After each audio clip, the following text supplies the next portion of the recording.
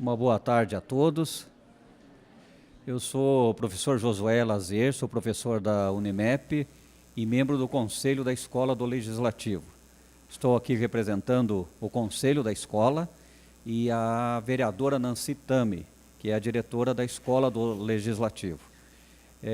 A escola tem efetivamente funcionado nesses últimos 2 anos, oferecendo cursos, palestras, workshops, enfim, uma série de atividades voltadas para a formação, a capacitação, a preparação de pessoas da nossa população para o mercado de trabalho, mas sobretudo também para a reflexão sobre diferentes temas, especialmente os temas que têm a ver com a cidadania, a construção da cidadania, uma vez que não é apenas por meio de um ato constitucional que nós estabelecemos um processo de cidadania, mas sim é uma construção coletiva, quando por meio dos diferentes direitos fundamentais, direitos universais, nós construímos caminhos de superação e de transformação da sociedade, de forma a que todas as pessoas tenham acesso a todos os direitos indistintamente.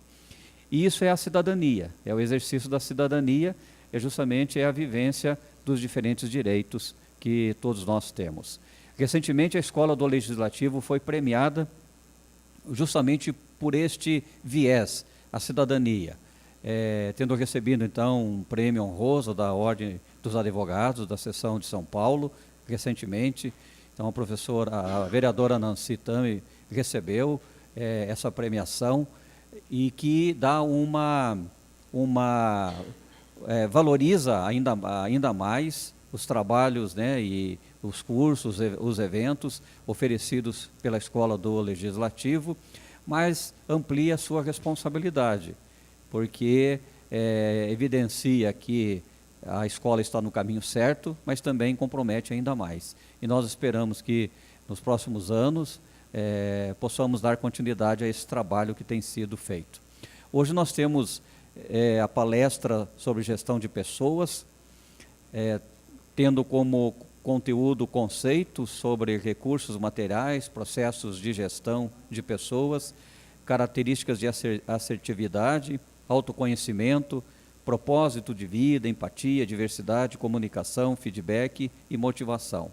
E nós, honrosamente, estamos recebendo o Herotildes Gil Brossardi, que é o nosso secretário municipal de administração, é jornalista, advogado com pós-graduação em Direito do Trabalho, administrador de empresas com pós-graduação em Direção de Recursos Humanos pela Escola de Administração de Empresas de São Paulo, da FGV, é doutor em administração, especialista em comunicação, relações institucionais, relações trabalhistas e negociação sindical, e a psicóloga e pós-graduada em recursos humanos, Eline Razeira.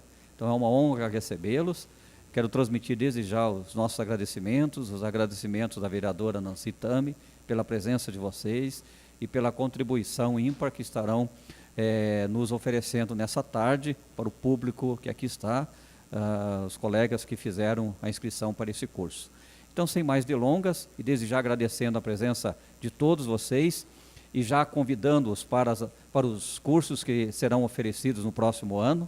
Vocês fiquem atentos aí, teremos bastante novidade, não é? Que estão sendo preparadas.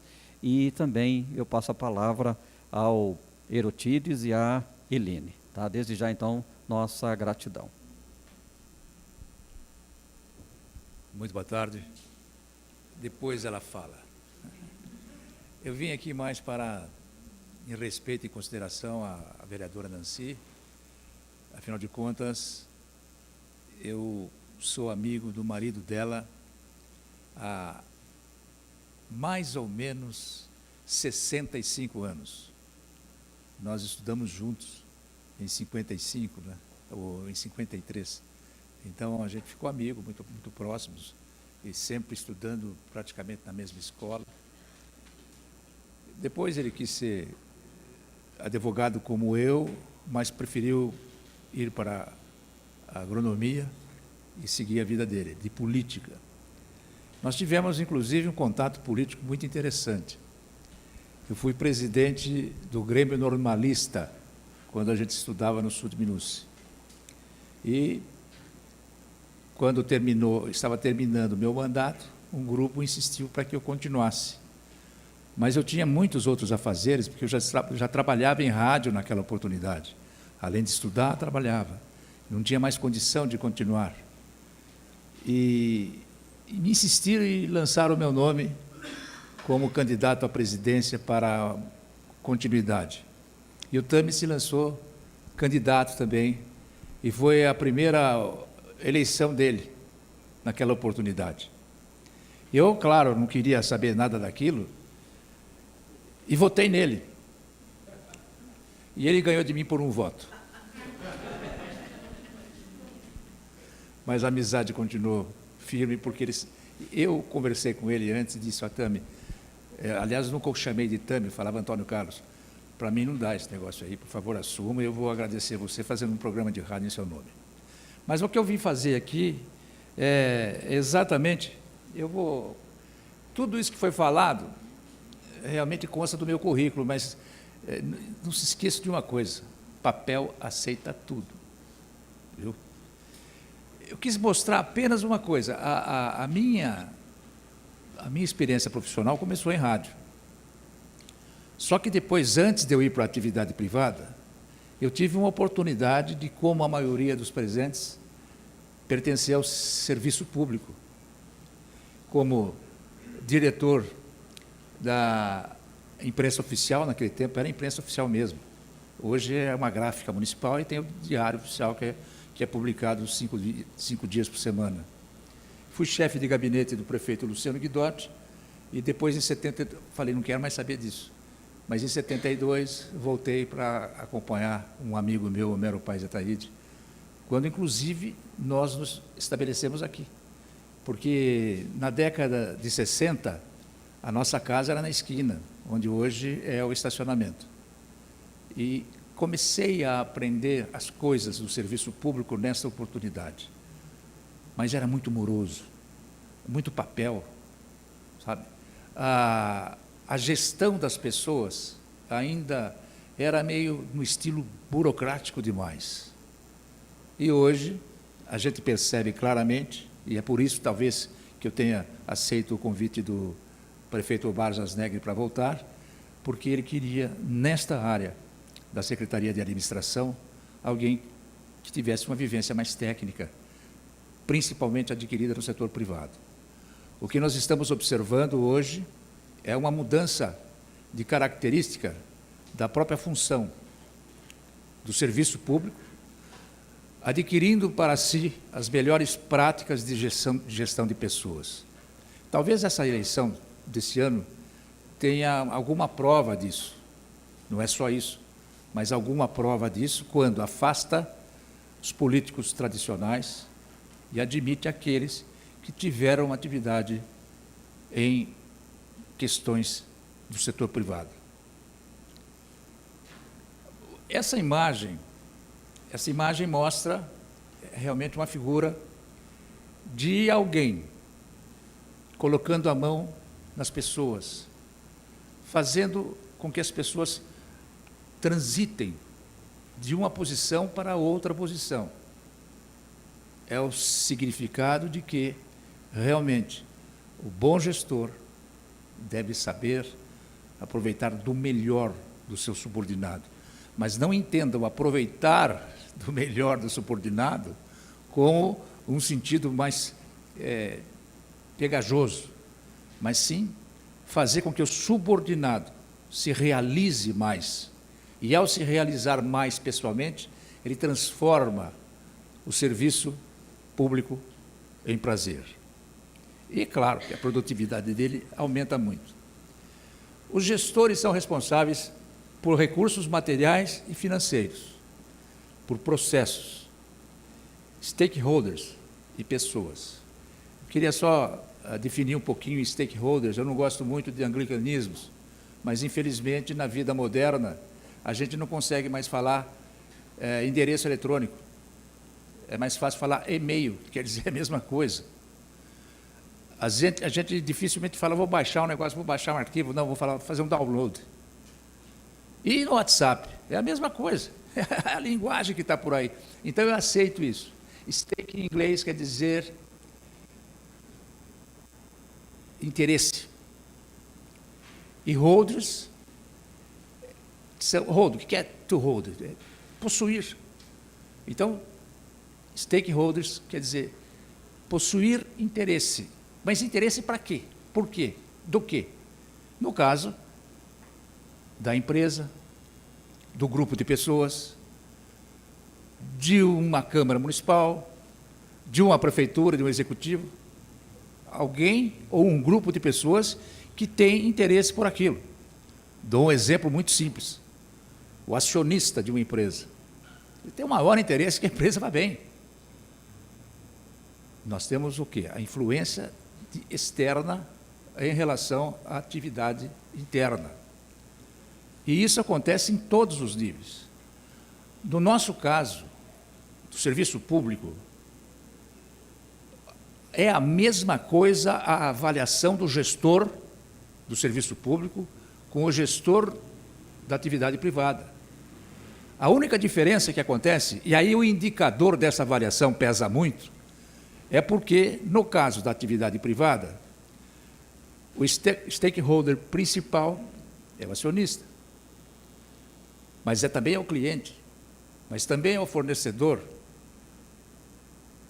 e é também a pessoa que está ali trabalhando no sentido de desenvolver bem a sua atribuição.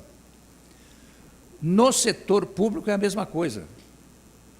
A única diferença é que, enquanto o patrão, na atividade privada, é o acionista, ou é o mesmo patrão, na atividade pública, o patrão é o povo, é o contribuinte.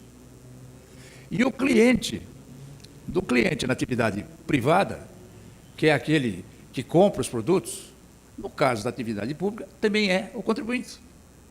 Então, confunde-se a pessoa, mas não se confunde de forma alguma o sistema de gestão. Recursos materiais e financeiros, processos, a influência externa e o grupo de pessoas é que trazem a responsabilidade do gestor. Muito comum, e todo mundo sabe disso, na atividade privada, o que interessa para a empresa é o lucro. Não adianta querer ser politicamente correto, mas o que interessa é o lucro. Ninguém monta algum negócio na atividade privada se não for pensando em lucro. E na atividade pública? É o interesse público, que infelizmente, de muitos anos para cá, ou de tantos e tantos anos, não ficou colocado no primeiro degrau da intenção dos nossos gestores públicos. Pensou-se um pouco mais no interesse próprio, no interesse do grupo político que eu represento, do que realmente na coletividade. Mas, sem dúvida alguma, gerar lucro é o objetivo da empresa privada. E fazer bem ao setor público deve ser o interesse do bom gestor público. Bom, numa organização, o que se busca? Ela tem material, tem processos e busca o lucro. Mas, espera um pouquinho aí. Se for só isso, o lucro não chega. Por quê? Por um pequeno detalhe, que representa tudo. Para que realmente uma organização seja bem sucedida, ela tem que ser bem gerida. E para ser bem gerida, quem vai gestioná-la tem que entender que, além disso aqui, seria o bem material, além daquela figura ali, que seriam os processos, essa organização tem que ser organização, isto é, tem que ter uma estrutura, que aquela figura um pouco mais acima. Tem que ter o apoio de toda a parcela externa que se interessa por ela. E, acima de tudo, mais importante do que tudo, pessoas bem dirigidas, bem orientadas. Somente assim é que esse negócio aqui aparece. E no setor público, eu diria que esse cifrão pode ser perfeitamente o cifrão da nossa alma, mas, acima de tudo, é o cifrão do bem-estar de uma população. Bom, aqui nós representamos os 6 processos de gestão de pessoas. As influências ambientais externas, representadas, e nós estamos subordinados a tudo isso. Leis e regulamento. No serviço público, existe, em função de uma necessidade dos famosos guardiães da lei, que são os representantes do Ministério Público e os auditores dos tribunais de contas, nós temos essa pressão, no sentido de que não se faça nada fora da lei. E, às vezes, há até uma interferência maior em função da hermenêutica, ou então, do entendimento de como pode valer esse tipo de lei, como vou interpretar essa lei. E, hoje em dia, até os ministros do Supremo Tribunal Federal estão fazendo algo que, no passado, não acontecia. O que diz a Constituição Federal? Isso. Não, mas não é bem assim. Sempre vai ter alguém que vai ter uma opinião diferenciada e faz um julgamento mudando aquilo que está realmente escrito na letra fria da Constituição. E o Supremo é exatamente constituído para ser um tribunal constitucional.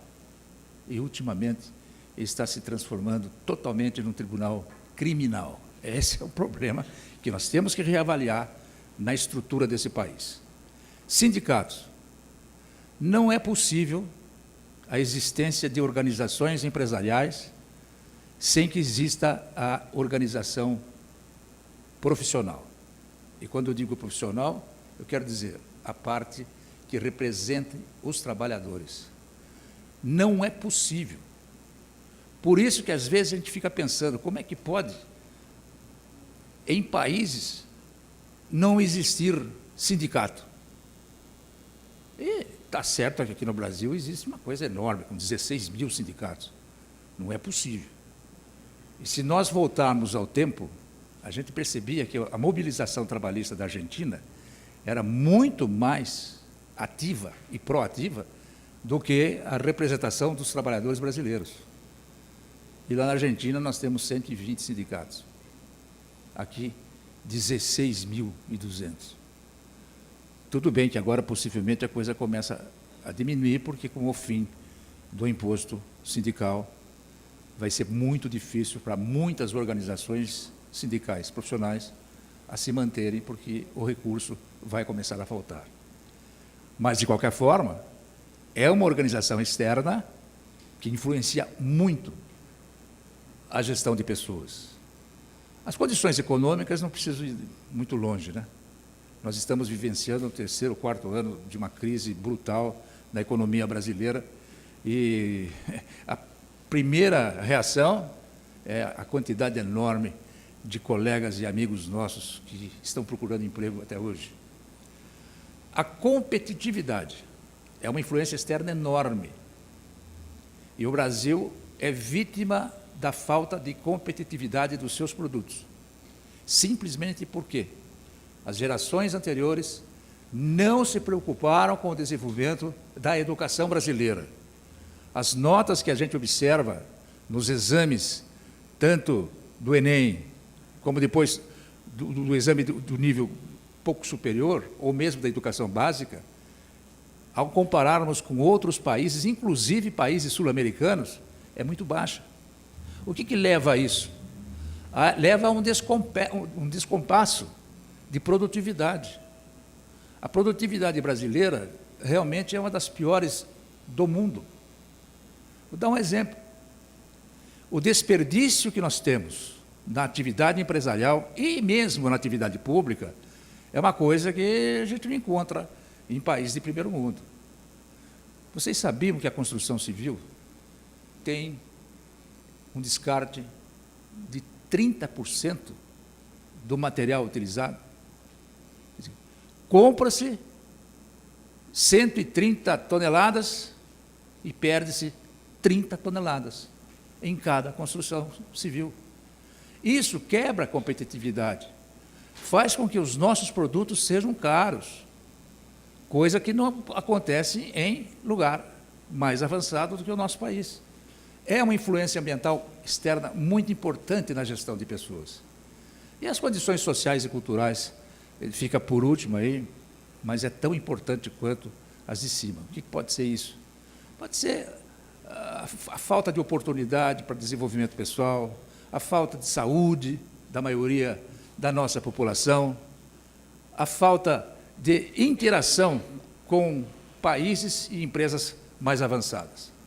Do outro lado, nós temos as influências organizacionais internas, e aí é que cabe a cada um de nós uma responsabilidade muito grande. Porque uma coisa é a gente ser responsável pela economia em geral, que é uma influência externa.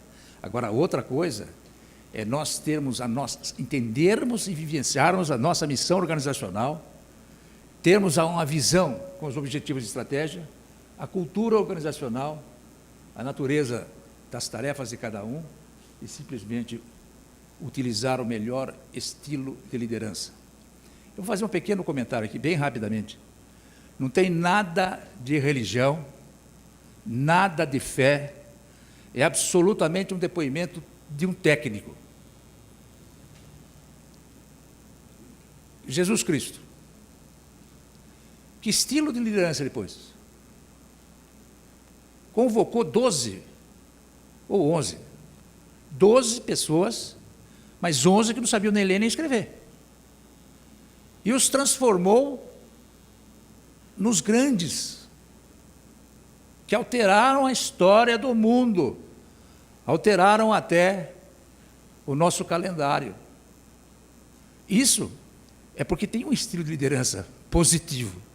Se ele conseguiu fazer isso com esse grupo, é exatamente o que cada um de nós deve receber como exemplo de líder. Não estou usando aqui nada de conceito religioso. Bom, daí nós temos 6 processos de gestão de pessoas, dos recursos humanos de organização. Primeiro, ao convocar as pessoas para trabalhar através de um sistema de recrutamento e seleção. Depois, nós temos que ter, como aqui na Prefeitura de Piracicaba nós temos, como aqui na Câmara Municipal nós temos, uma forma de você desenhar os cargos, distribuir as atribuições e constantemente fazer uma avaliação de desempenho. Aliás, daqui para frente, a avaliação de desempenho para o setor público vai ter uma importância enorme. Está sendo votado a regulamentação do inciso 3º do artigo 41 da Constituição Federal. O caput do artigo estabeleceu a estabilidade e esse inciso 3º excepciona a estabilidade, limitando ao processo de avaliação de desempenho. O que se pretende com isso?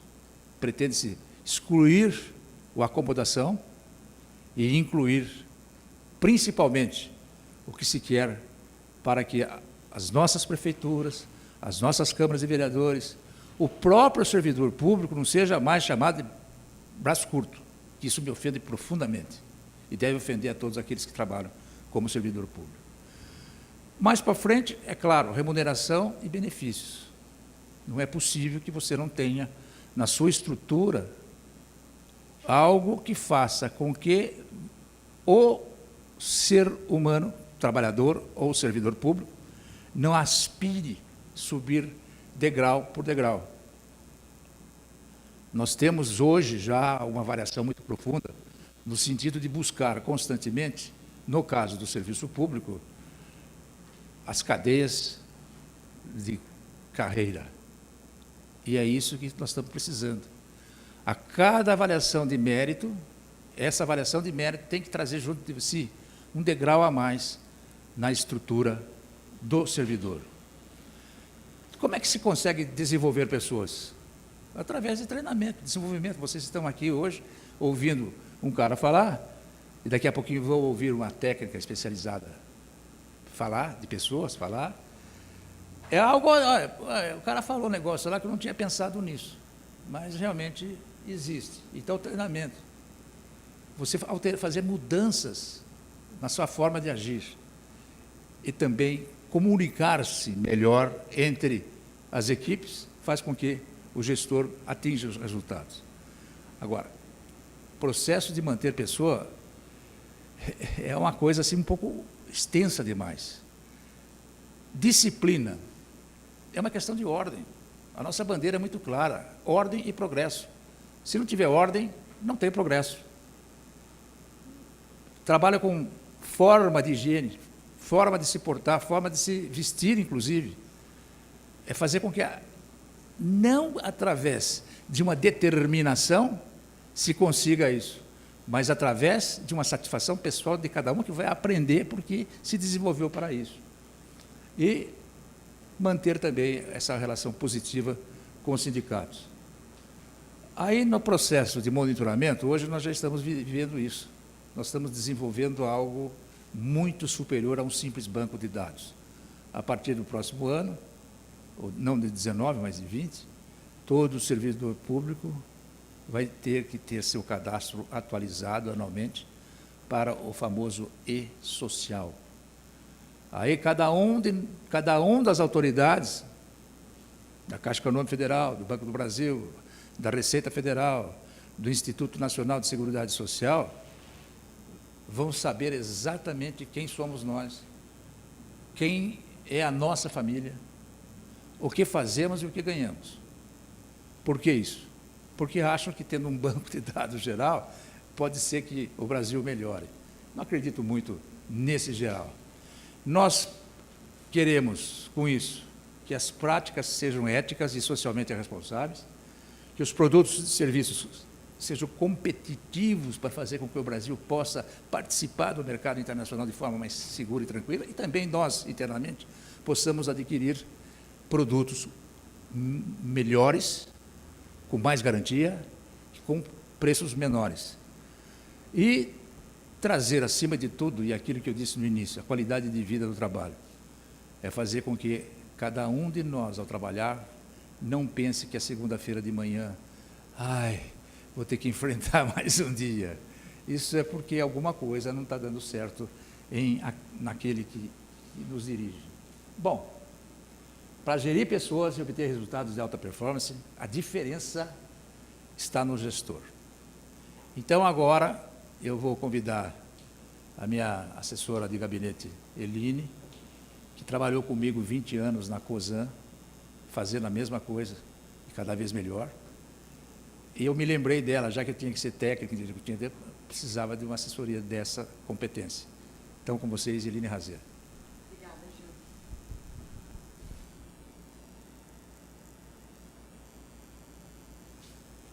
Obrigada.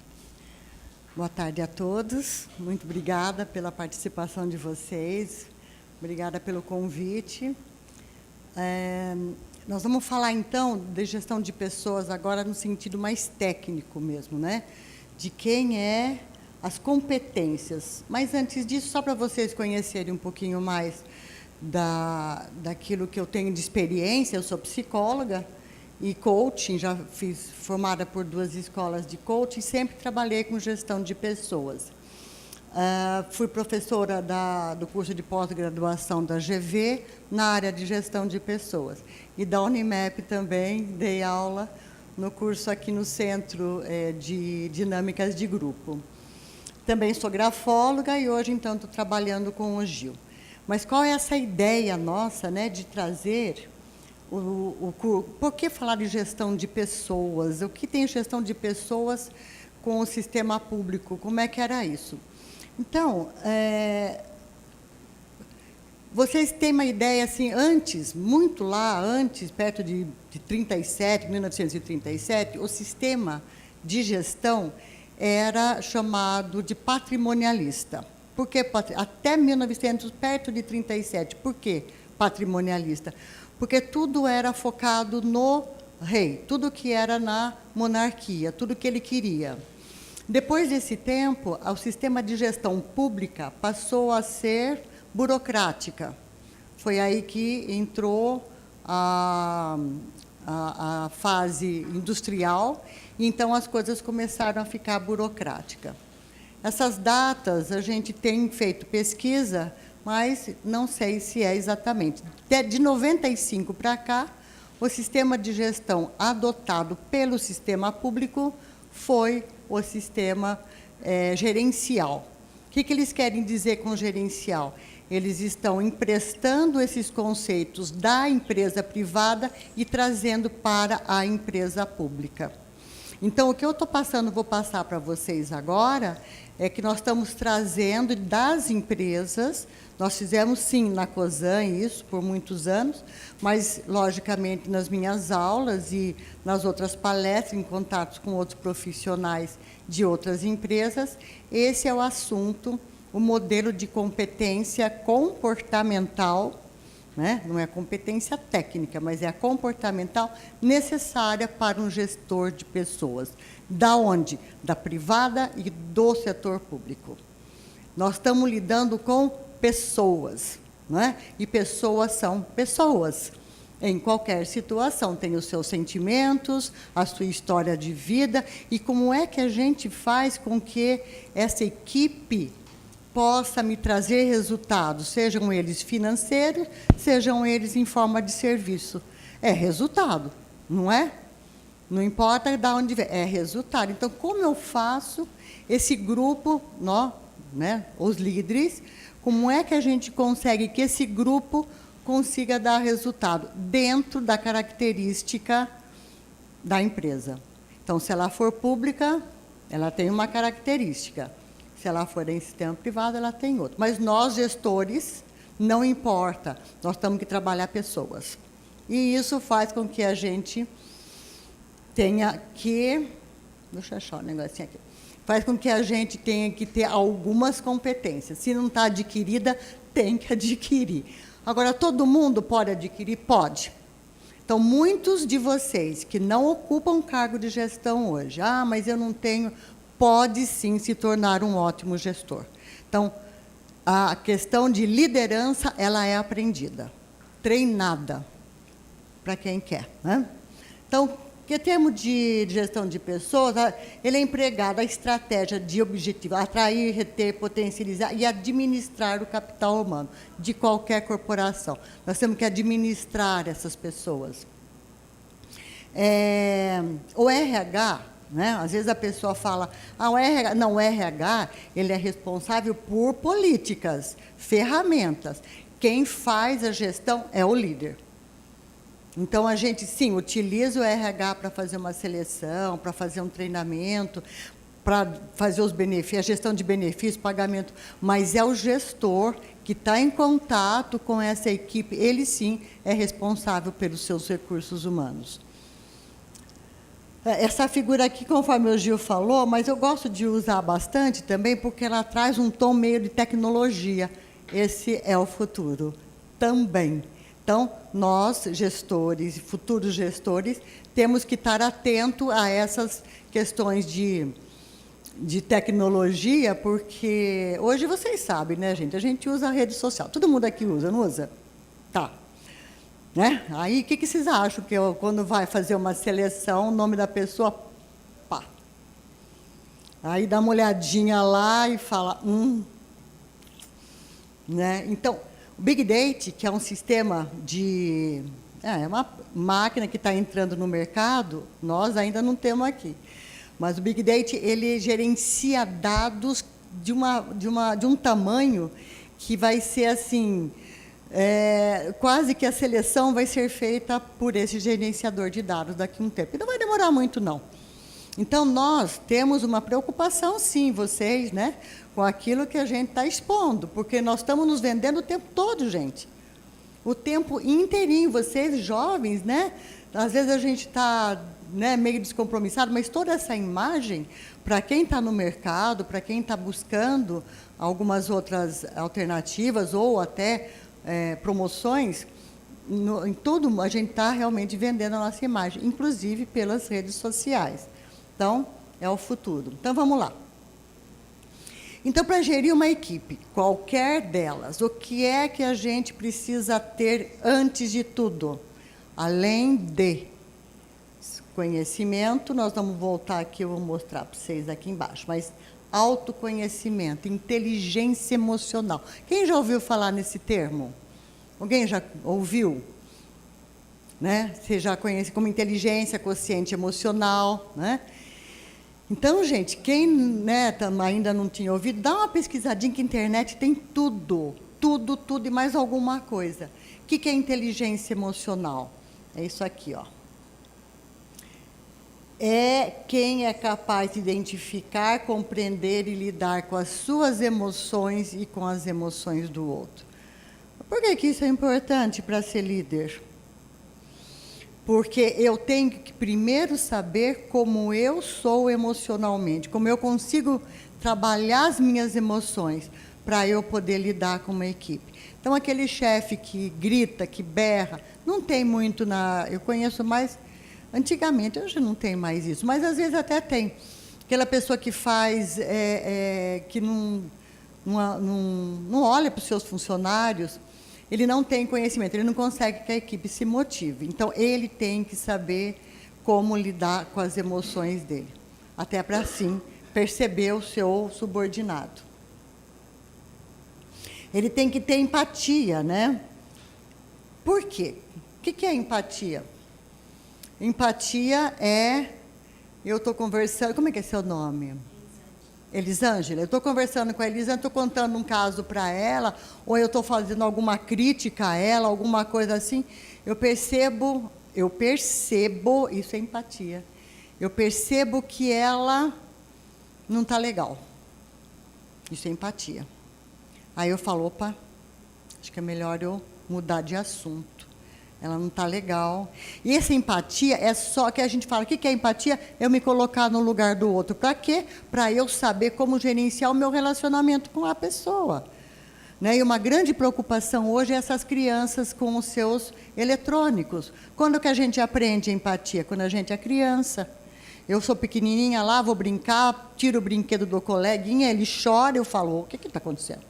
Eu aprendo empatia. Né? Então, a gente se preocupa um pouco com as criancinhas, quem tem criancinhas pequenas, pode dar, sim, eletrônico, com um pouquinho de moderação. Deixa brincar, deixa apanhar, bater, cair, chorar, que assim ele está aprendendo a esse convívio social que é extremamente necessário para a gente se manter.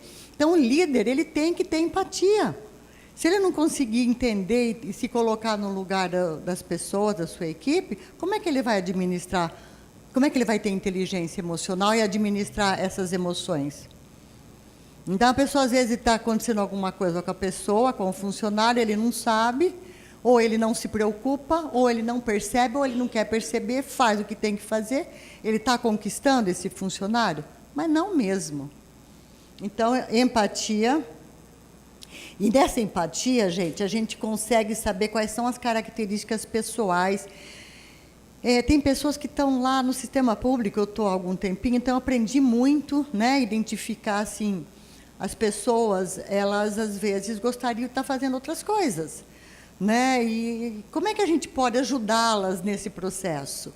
É o chefe, é esse gestor que vai observando, que vai vendo como é que a gente pode trabalhar os potenciais e deixá-los mais motivados. Tá? Outra coisa aqui, ó, diversidade. Temos que aprender a trabalhar com a diversidade. Que diversidade que é essa? Todas, né? Eu trabalho com pessoas que são sempre diferentes. E vão ter as suas verdades, assim como eu tenho as minhas. Verdades básicas, né? Então, tem religiões que são diferentes, tem culturas diferentes. A gente trabalha com pessoas daqui, diferente de pessoas de outras regiões do Brasil, e com toda essa diversidade aqui, não é difícil a gente ter colegas que vêm do estrangeiro, que têm outra cultura. Aprender a lidar com isso e lidar na equipe, porque às vezes o líder, ele não percebe, ele acaba tendo identificação só com quem é mais parecido com ele. É natural, a gente vai nessa linha de... Né? A gente gosta de quem pensa como a gente, só que não pode, né? Porque a gente desmotiva todo o restante da equipe. Então, gente, ser líder é um treino constante de habilidades sociais, o tempo todo lidando com pessoas. Tem uma pessoa que fala, primeira coisa, o líder tem que saber fazer o serviço.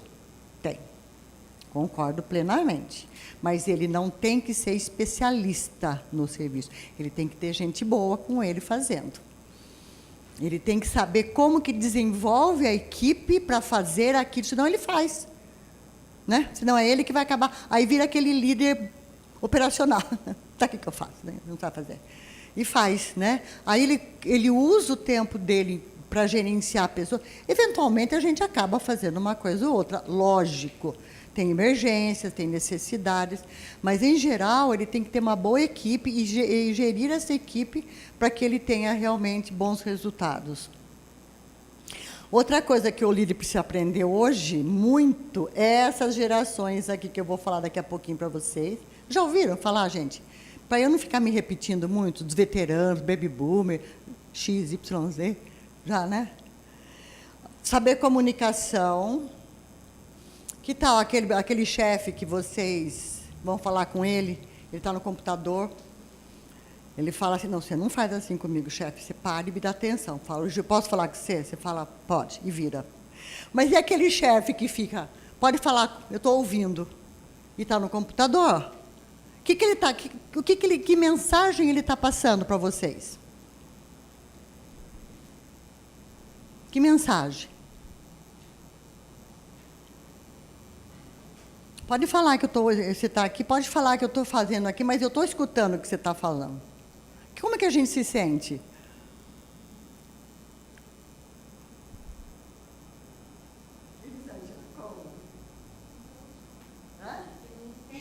Não interessa para ele, exatamente isso. Você não me interessa. Essa é a mensagem que a gente recebe. Porque ele não está ali, né? E essa mensagem, já que a gente sente assim, por que a nossa equipe não vai sentir também? Claro que vai. E a hora que ela sente isso, isso dói. Porque a dor maior do ser humano é a rejeição. A maior dor. A indiferença e rejeição. Então, a hora que a gente faz isso, não faz por mal. Né? Se está realmente... Não pode dar atenção, fala, olha, vamos fazer o seguinte, eu preciso terminar isso, volta daqui a pouquinho. Né? Daqui a pouquinho a gente volta a conversar, eu tenho mais tempo, eu não vou poder te dar atenção agora. Pronto, está resolvido. Então, a pessoa, às vezes, não tem ideia dessas mensagens que você tem, que é uma comunicação que você faz e não está percebendo. Quer ver outra comunicação?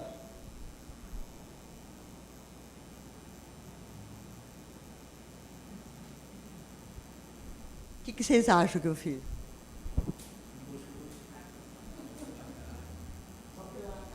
Isso é uma comunicação facial. A gente se comunica 70%, 70% com a expressão facial, de corpo, tom de voz. E tom de voz é 70%, 50%. Acho que eu tenho aqui, peraí. Aqui, tenho sim aí. Ó, 55% linguagem corporal, 38%, 7% são as palavras. Gente, estou falando isso de uma maneira de autoconhecimento. É importante a gente começar a avaliar o quanto eu estou gerenciando as minhas mensagens, a minha comunicação. Eu trabalho em casa com os meus colegas, como é que eu estou percebendo o que eu estou fazendo? Isso é gerenciamento, isso é autoconhecimento, isso é relacionamento, habilidade social e de gestão. Então, para vocês terem uma ideia como que é importante a gente perceber, né? E quando a gente faz esse curso, que tudo isso que vocês estão vendo, a gente está fazendo lá na prefeitura, para os líderes, para os que dão atendimento. Qual é o nosso propósito? Essa foi a ideia do Gil, de a gente trazer esse modelo que já está sendo trabalhado nas empresas, mas nem por isso eles são obsoletos, ao contrário, eles são bastante atuais, e vocês devem seguir em página da rede, como se discute muito sobre isso. E nós estamos trazendo isso justamente para colocar todo o nosso sistema público também num patamar gerencial, que é o modelo atual utilizado. Então, nós precisamos... Só que isso daqui é um assunto que a gente vai trazendo, nós vamos treinando. Não é um aprendizado que a gente faz hoje e passa, e no dia seguinte. Nós temos que mudar comportamento. Como? Treinando. Porque o nosso cérebro, ele funciona da seguinte maneira, com os padrões mentais que a gente tem, que a gente adquiriu desde sempre até agora. Quando eu percebo que algum comportamento não está mais adequado, eu tenho que mudar o meu padrão mental. Para eu mudar esse padrão mental, eu tenho que fazer o quê? Treinar. Fazer, até esse padrão mental ser um novo padrão de comportamento meu. Então, não é difícil. Mas eu acho que a vontade e a determinação, e, logicamente, a orientação, é possível que a gente consiga isso. Bom, voltando.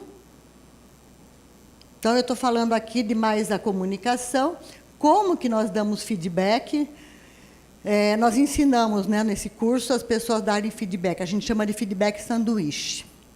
Tem até quem tiver interesse, pode olhar no YouTube, né? Tem até um videozinho, a profissional, ela fala, vocês pegam, o que é feedback sanduíche? Feedback sanduíche, você pega um pão, primeira parte do pão, ela passa manteiga no pão, sei lá. O pão, primeira parte, o que é? Quando eu vou dar um feedback para ele, que ele fez alguma coisa, olha a diferença. Eu posso chegar e falar assim, nossa, mas que porcaria que você fez de trabalho, hein? Pô, mas de novo você fez assim? Ou eu posso pegar esse pão e falar assim, você sempre faz um excelente trabalho. Primeiro eu começo no positivo. Porque se eu entrar pelo negativo, o que acontece? A pessoa se fecha. Se eu der entrada já no negativo, ela se fecha, mas eu posso falar o que eu quiser. Não quero mais ouvir. Eu odeio você. Não é mais ou menos isso? Vou odiar pelo resto da... Nunca mais conte comigo. Pronto. Então, todas as outras coisas que eu vier a falar para ele, olha, você... Não vou fazer.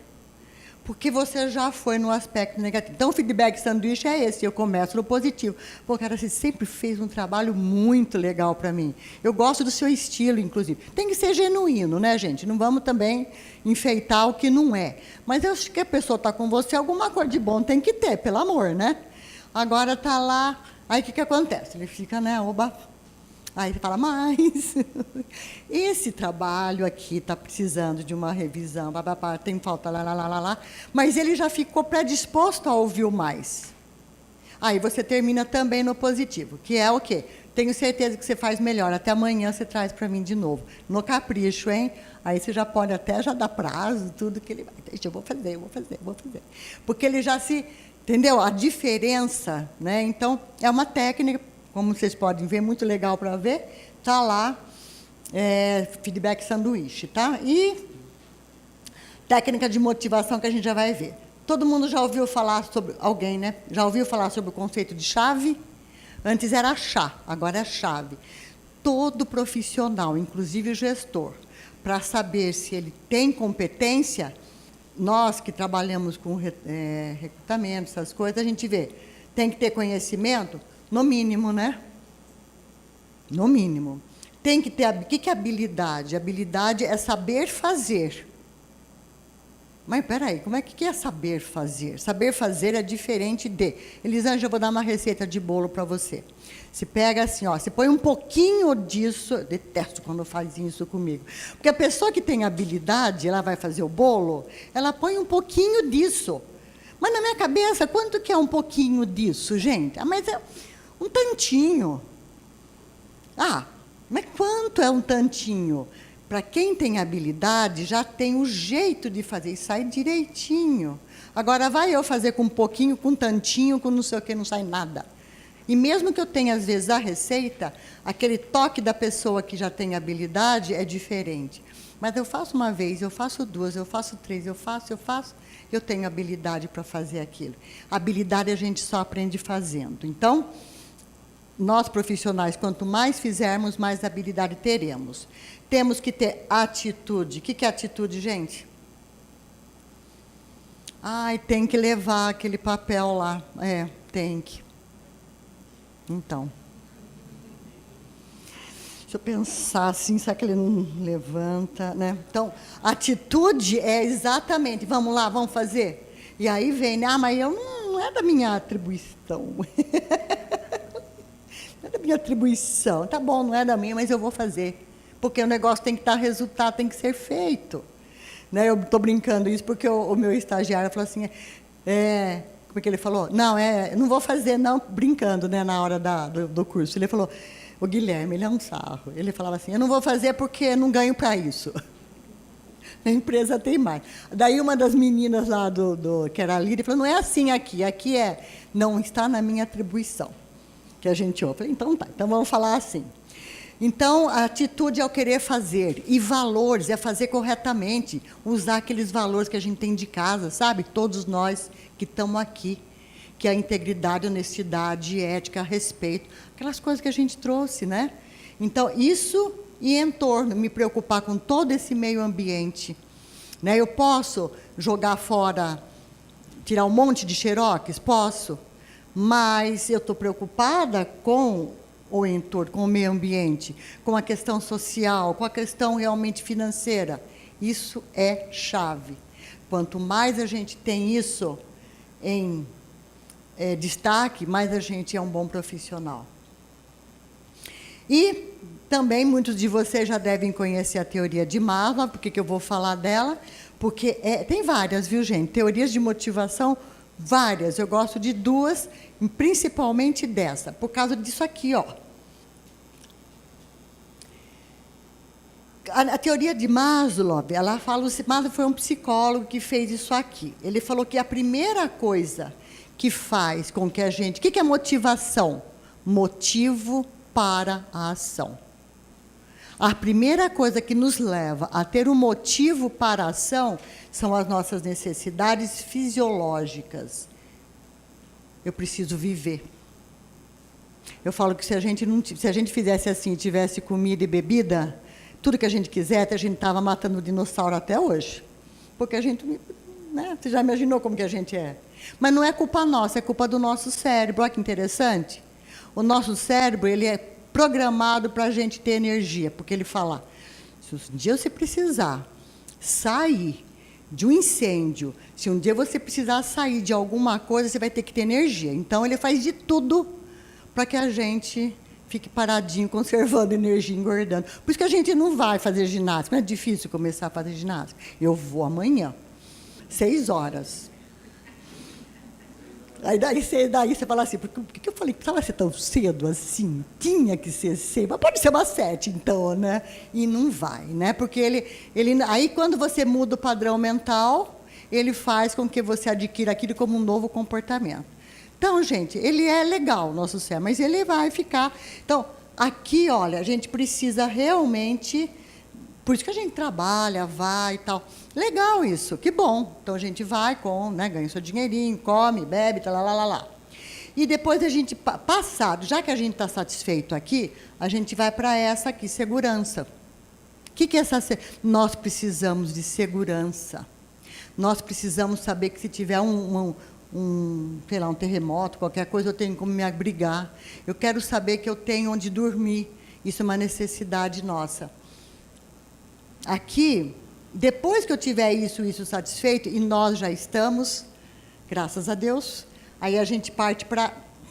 Eu acerto ainda, viu, gente? Juro que eu acerto. Aqui, ó. O social, nós precisamos de amor, nós precisamos de afeto, aceitação, amizade, associação. Nós somos seres sociais, precisamos disso. Inclusive, quem assistiu O Náufrago? O que fez ele lá? Você lembra? O que ele fez? A bola. Como é que chamava a bola? O Wilson. Muito interessante. Eu trago esse porque foi muito claro. O que ele fazia com o Wilson? Conversava. Ele criou um personagem onde ele conversava, porque o ser humano enlouquece se ele não tiver esse meio. Então, foi uma sacada muito legal dele. E quando ele perdeu o Tardo Wilson, vocês lembram, gente? Quem não assistiu, assiste pelo menos essa parte, é muito divertido. Ele quase morreu. Já contei até o filme, mas tudo bem, só esse pedacinho. Esse pedacinho serve. Aí, então, depois que a gente sai, né, a gente vai para a estima, realização, respeito. Então, nós gostamos disso, de ser respeitado, de termos aceitação. Por que a nossa equipe não gosta disso? Por que a pessoa, qualquer equipe, por que a pessoa que tem menos condições, às vezes, educacionais, acadêmicas, também não gosta? Por que a moça que limpa? Por que o cara que entrega? Todos nós gostamos disso. Então, a habilidade social é quando eu consigo ser isso com todo mundo. E essa habilidade social no gestor faz com que ele dê para a equipe essa condição aqui, ó. Gente, do serviço público, todo mundo está satisfeito aqui, não está? Aqui embaixo. Todo mundo ganha para comer, pelo menos no mínimo ganha, né? Todo mundo tem segurança de emprego? Tem. Como é que a gente vai fazer para motivar as pessoas, para elas saírem das suas zonas de conforto? Porque entra na zona de conforto, né? O que nós vamos fazer? Trazer para elas isso, fazer com que elas se sintam importantes, respeitadas, valorizadas, até chegar na autorrealização. É aquela coisa que a gente faz um bom trabalho, acho que já aconteceu com grande maioria aqui, que a gente faz um trabalho, ou a gente atendeu bem alguém, a gente chega em casa e fala, yes, que delícia, né? Foi tão bom fazer isso. Qualquer coisa, às vezes algum cliente, né, ou um contribuinte, né, chega e fala para você, nossa, como você é simpático, como você fez bem seu serviço. Qualquer coisa, não dá uma satisfação para a gente? Somos assim, somos isso. Então, como é que nós vamos usar essa coisa toda para a gente trazer a nossa equipe? De que maneira?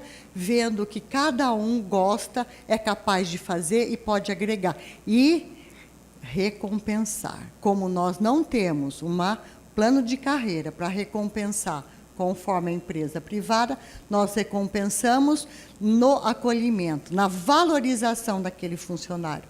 Nós tivemos recentemente foi um evento que trouxe um pessoal da área de saúde, né? Eles tiveram um momento de... como é que chama? Agentes comunitários. Eles foi o dia do agente comunitário, o pessoal resolveu fazer um evento com eles. Tá? Depois de alguns dias, eu estava com alguns deles em sala de treinamento. Foi muito interessante. Nossa, você viu que legal? Eu fui toda chique. Tá? As pessoas estavam super felizes porque foi valorizado. Né? Então, muitas vezes, a nossa atitude de trazer para ele, pô, que legal o seu trabalho, nossa, está indo bem, isso já faz com que a pessoa, nossa, que legal. E, às vezes, a gente esquece de fazer isso. E, às vezes, a pessoa fala, já ouvi, né? Ah, mas meu chefe não faz. Ah, que pena, né? Mas você é capaz de fazer. O diferencial é você, não é teu chefe. Então, é isso aqui, gente. Então, a gente usa essa pirâmide, né? Para realmente saber onde a pessoa está, o que ela precisa, e para poder oferecer de forma legítima, tá? De forma legítima quer dizer quem merece, né? Não vamos confundir as coisas. Já falei de inteligência. Trabalho muito sobre a missão. O que é a missão? O que eu estou fazendo aqui? O que eu estou fazendo aqui? Não, aqui na Terra mesmo. Aqui mesmo, na Terra, não sei. Né? Como é que é antes, como é que é depois, eu não sei, mas eu sei que eu estou aqui. Quem eu quero ser? Que legado eu quero deixar? Essas questões a gente não para pensar, mas, no fundo, a gente quer sempre melhorar. Né? A gente sempre quer deixar alguma coisa que faça sentido. E isso, gente, quando a gente não pensa nisso, sabe quem que está batendo na nossa partinha assim? Depressão. O que é a depressão? Falta de sentido. E se eu não sei o que eu estou fazendo aqui, tanto faz eu ficar, né? Não sei para que eu sirvo. Então, encontrar, o que a gente faz? Ajuda a equipe a encontrar o seu propósito. Ajuda a equipe a encontrar. O que você veio fazer aqui? Ah, eu vim ganhar dinheiro. Só isso? Ganhar dinheiro desse jeito é pobre. Né? Só isso, se você quer ganhar dinheiro, pagar a conta, vai na praia vender cachorro quente, não é mais gostoso. Não é. Então, pronto, escolhe outra coisa melhor. Não, deve ter alguma coisa a mais. O que é que tem a mais que você é capaz de fazer? Esse é o papel de gestor.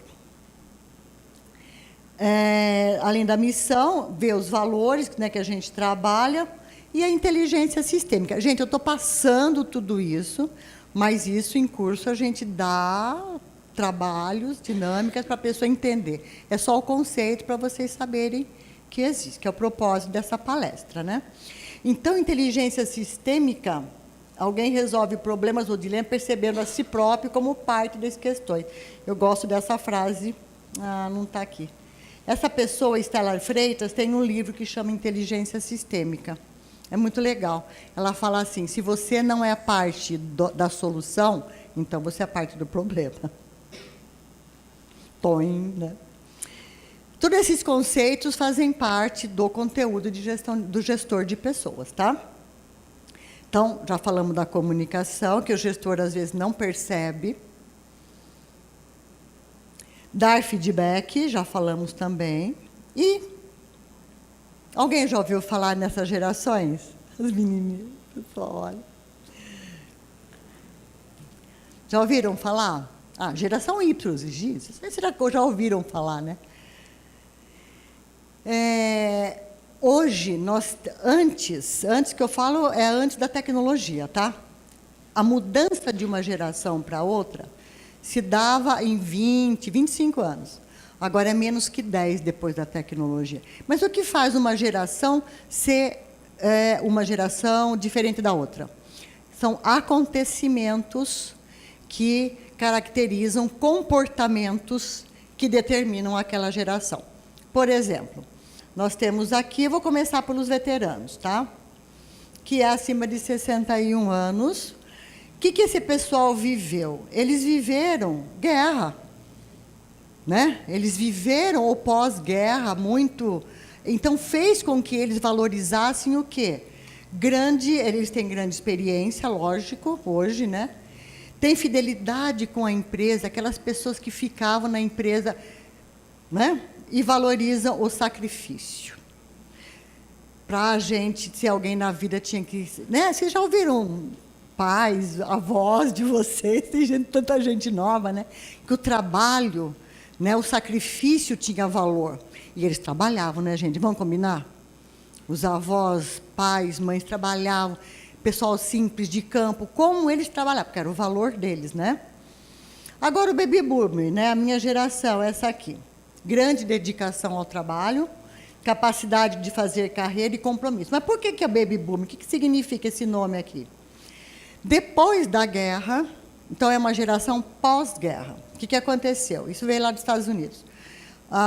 Os homens retornaram para seus lares e teve uma explosão de bebês, que nasceu neste ano, que é de... Ai, gente, eu não vou lembrar a data certa.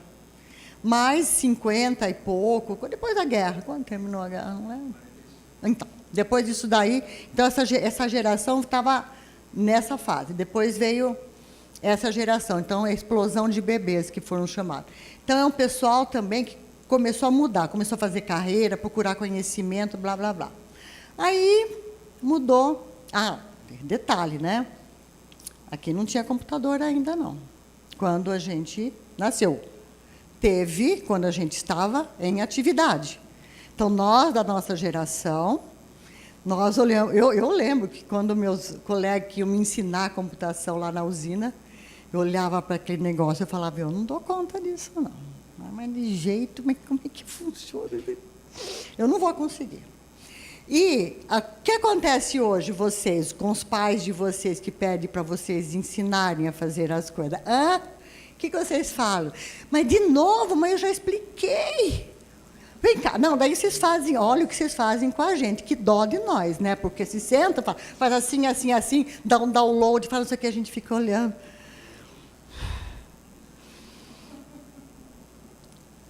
Daí, né? Daí a gente quer fazer, não consegue. Então, assim, olha só a diferença. Aí vem quem? O X, que já começa a ter a mente aberta. O computador já está entrando na vida desse X aqui. Ainda não que eles nasceram com computador, mas já está entrando. Eles já começam a fazer já faziam os seus intercâmbios, já conhecem pessoas de outros países, já começa uma conexão legal e são altamente competitivos. Porque começa a misturar a cultura, né? Haja vista agora na própria COSAN, agora é a Raiz e vieram outras culturas. Então, são modelos diferentes de gestão, está tudo junto ali, né? Depois disso vem o Y, que vocês, a grande maioria está aqui, nessa faixa de idade. Já tem o computador como foco, não faz já quase nada sem o computador, né? Reivindica muita coisa, né?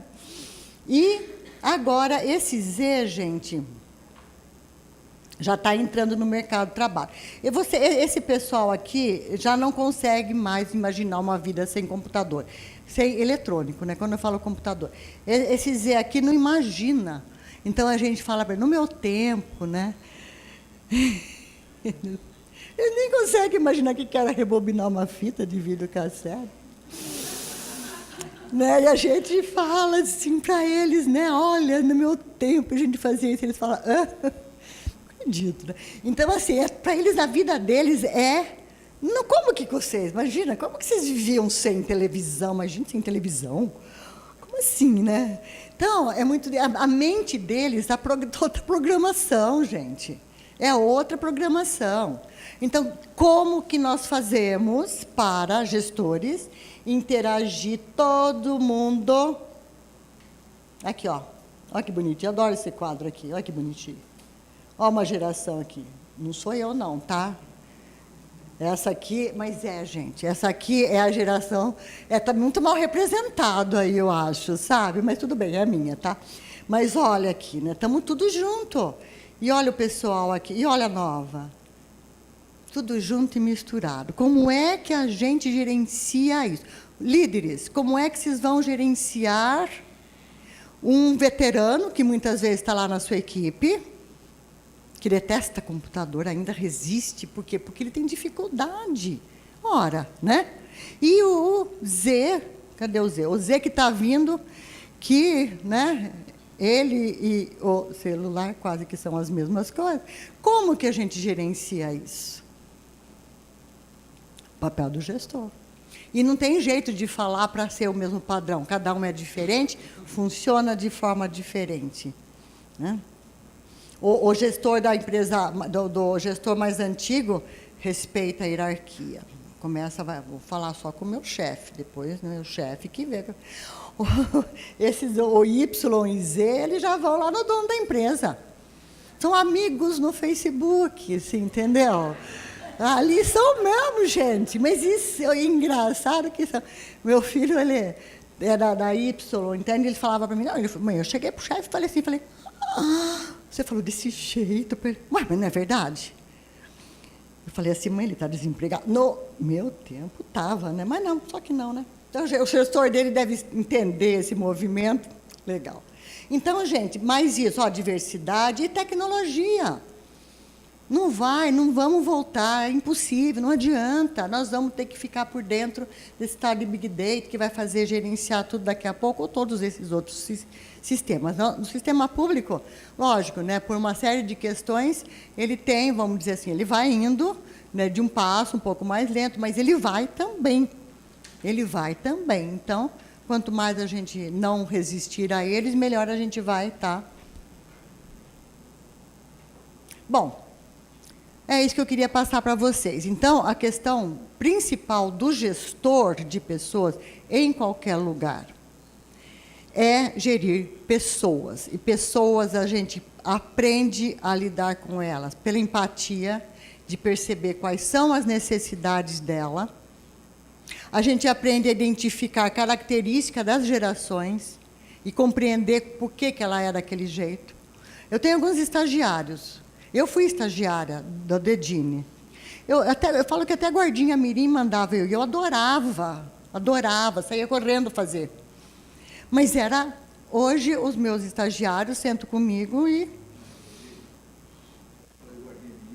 Hã?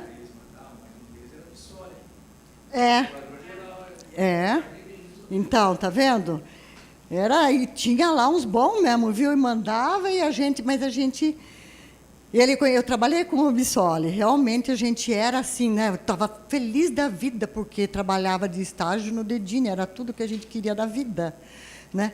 E só que não, hoje não é mais assim. Né? Então, hoje os estagiários discutem com a gente, eu fico assim, é outra geração, né, Eline? Então, você tem que, né? Tá, legal.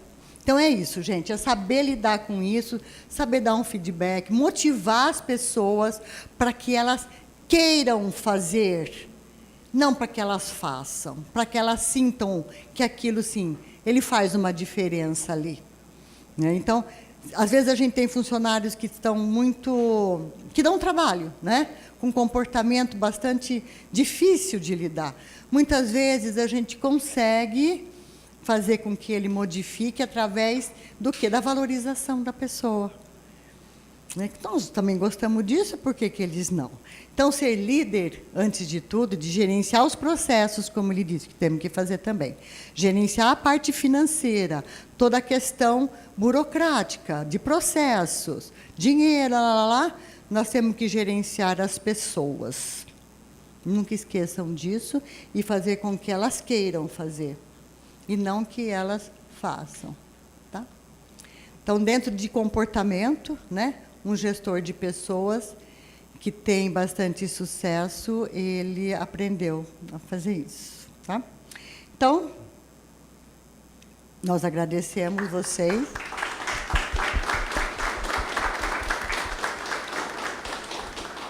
Tem os nossos contatos, se vocês se interessarem por mais alguma coisa, alguma indicação, um material para vocês irem lendo, para vocês irem buscando. Eu estou sempre à disposição, o Gil também, mas podem visitar o nosso setor, inclusive, que a gente trabalha diretamente com isso. Aline, podemos assistir um dia lá, né, para ver como é que é, tal. E por que não vocês aplicarem isso, não é? A gente está à disposição, tá bom? A gente vai... A programação vai até às 15h30. Nós temos 10 minutos ainda, se alguém quiser fazer alguma pergunta, aproveitar esse momento. Mas a Eline já se colocou à disposição, nós estamos mesmo à disposição lá, para responder o que for necessário. Se houve alguma dúvida nessa manifestação, quero que vocês entendam que a minha parte é mais a parte de experiência, a minha parte prática, né? Ela falou que ela começou estagiária lá e não falou que eu era o gerente da área, né, quando ela começou. Né? Ela quis ser boazinha, porque senão vocês vão achar que realmente a coisa passou. Mas eu gostaria de aproveitar, agradecer a presença de vocês. Quando ela fala de observar a parte física, a reação facial, eu tive a grande alegria de ver em todos vocês uma atenção especial por aquilo que estava sendo falado, principalmente na parte técnica da Eline, que conhece muito bem o assunto. E isso, para nós, é muito importante, porque representa que ninguém está aqui porque alguém mandou estar. Todos estão aqui porque quiseram ouvir. Eu quero agradecer a presença de vocês, a atenção de vocês. Aproveitando a parte da expressão facial, a parte da expressão facial é importante ainda utilizar ou não? Porque hoje em dia, com vários seriados, eu inclusive estou assistindo um que fala muito da expressão do peixe morto ali. Se o chefe está gritando, se alguém está te afrontando, faça a expressão peixe morto e aí... Ou cara de paisagem também, né? Famosa cara da paisagem, né? Exato. Isso é controle emocional. Porque a hora que você é meu chefe, você grita comigo, então, esse é um outro tema que talvez a gente um dia possa ter oportunidade. A gente tem o mecanismo de luta ou fuga. A hora que você faz isso comigo, o meu sistema fisiológico, de todos os 7 bilhões de seres humanos funcionam, e dos alguns animais também, a hora que você faz, o meu sistema de luta ou fuga entra em ação. E isso é porque meu cérebro entendeu como perigo que você está fazendo comigo. Então, eu vou ter uma ação ou de lutar ou de fugir. Eu não vou fugir. Né? Se está gritando comigo, eu não vou fugir. Eu estou com vontade, mas não vou fazer. eu não vou lutar, fazer, né? Eu estou com vontade de fazer com você também. Então, eu fico me segurando, olhando para você, me controlando. Quando eu me controlo, eu seguro essa emoção. Você não vai gritar com o seu chefe, você vai se segurar. Se você lutar, você pode... Se você revidar... Isso a gente faz muito no particular, em casa, né? Na vida pessoal. Um fala, você grita, outro vai gritar, outro vai gritar. Chega num ponto, momento, está todo mundo irracional, gritando que ninguém está escutando mais nada e cada um quer ganhar aquela competição. Então, a inteligência emocional trabalha exatamente como que você administra essa emoção, não é controle. Porque eu falo que controle, a gente usa, às vezes, a palavra controle, mas não no sentido de administrar e ficar segurando, no sentido, não no sentido de controlar e ficar segurando, no sentido de administrar e, sim, eu não vou perder a minha calma, o meu equilíbrio. Mas é uma técnica que a gente passa para fazer isso. Tem que treinar o bicho aqui, porque ele vai ficar com vontade de... E a gente, às vezes, faz, a gente devolve, a gente fala sem pensar. Depois que fala, né? Ai, passou, né? E para consertar? Se a gente consegue esse equilíbrio emocional, a gente administra muito melhor as nossas relações. Então, a cara de paisagem, ou como é que é? Peixe o quê? Peixe morto. Peixe morto, você está ali, mas você está administrando isso dentro de você. Tem umas técnicas que a gente usa. E quanto a nossa geração se portar diante da geração de vocês no quesito informações? A minha Y. Como é que é? Vocês falarem no quesito informações? Porque, assim, nós vivemos num mundo muito frenético. Muita informação. Sim, vocês têm muita vocês informação. Também muitas. E como a gente deve se portar, chegar a apresentar alguma coisa, a conversar, porque, assim, pra gente, eu, pelo menos, gosto de ser muito objetivo. Só que a objetividade, ultimamente, está sendo muito mais grosseria do que objetividade. Isso, Existe uma sutil diferença entre objetividade e grosseria. Então, sim, nós tivemos, talvez, não tanta informação, nós temos mais experiência. Vocês têm mais informação e menos experiência. Essa troca, ela é delicada. Como que vocês trazem informação para nós sem afetar... Não, lógico, a gente tem que saber, a sutil diferença é como eu faço isso. Então, habilidade social é o quê? Não é o que eu faço, mas é o como. Se eu chegar para você e falar assim, cara, você está louco, você não me entende nada. Mas da onde você tirou? Viu, para. Isso é grosseria. Eu estou sendo objetivo? Estou, mas estou sendo grossa também. Então, desculpa uma objetividade demais. É grosseria, sim, senhor. Eu tenho até uns artigos no Facebook que coloco lá. Agora, se eu falar para você, vamos lá. Você começa, de um jeito, a falar, bom, olha, eu tenho uma informação que pode agregar, né? Não sei se você sabe, mas eu conheço uma coisa, você gostaria de saber? Então, existem formas de você abordar aquilo. É o jeito que conta.